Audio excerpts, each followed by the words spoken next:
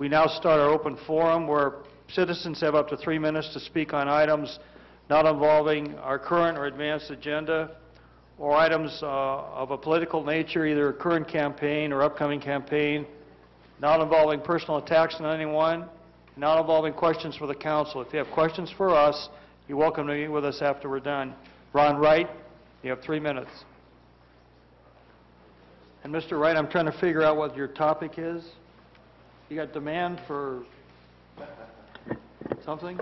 I'll explain it in a minute, Okay. Mr. President.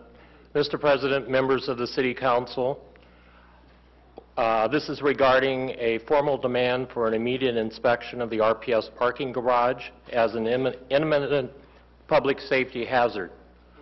My name is Ron Wright. By way of introduction, I'm a retired police detective having served almost 35 years with Do you have an email address, Mr. Wright? Yes, I do. And that is? nar9350@gmail.com. Thank you. Also, in my prepared statement, I do have a physical address in the city of Spokane. You don't have to give it. Okay. Let's see. I served almost 35 years with the Riverside Police Department in Riverside, California. I served 5 years in our Economic Crimes Unit, and as such, I worked cases involving criminal conspiracies, economic or political conflict of interest cases, fraud, identification theft cases, and highly technical computer-related cases. I have a master's degree in administration from the University of California, Riverside, with coursework in public financing and public planning.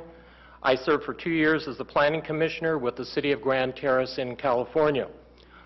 On February the 21st, 2009, I sent a formal demand letter to you by certified mail for the immediate inspection of the Riverside, or excuse me, of the RPS parking garage to Ms. Pfister, city clerk.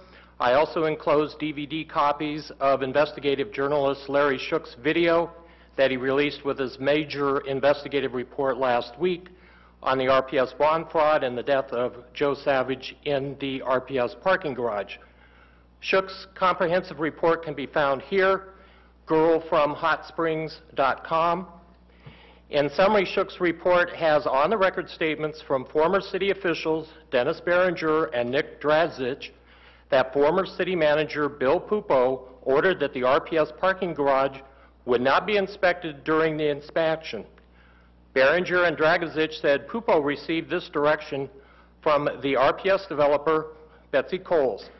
Additionally, Shook had a statement from Steve Rudd, a highly commended former construction fraud investigator who worked as a laborer on the River Park Square renovation. Quote, "In all my years in construction, that's the only project I've ever been on where I never saw concrete being tested or work being inspected. It's also a very dangerous site," end quote. Former Sheriff Bomani deemed these RPS structural integrity issues an imminent public hazard and has called this to your attention.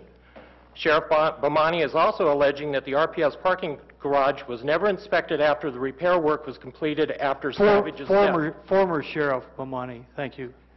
Well, former Sheriff Bomani of Pend Oreille County. Okay. With already one death in the RPS parking garage from a structural failure, this apparent lack of inspection of the RPS parking garage during its expansion and after the repairs made after the Savage death, you have a significant duty and responsibility to the public to act to either confirm or disprove Bomani's serious allegations whether the RPS parking garage is safe for continued public occupancy. Thank you, Mr. Wright. That's 3 minutes. Mr. Piccolo, as council attorney, who should Mr. Wright address with his request for special investigation? Well, I'm not sure if there's any authority to force the city into any type of a special investigation, but this is a matter for the executive branch, so it'll be for the mayor and the city attorney's office, and we have already received similar correspondence. Thank you. Mr. Rush? I'd just like to ask Detective Wright if you can cite any authority a legislative body such as this one would have to do any such investigation, or... Well, you issue building permits, and it's your building department. This would fall under the municipal police powers granted to you by the state. But the council doesn't issue permits. The executive branch does. Okay? So I'm just asking, I'm looking for that authority if it's there.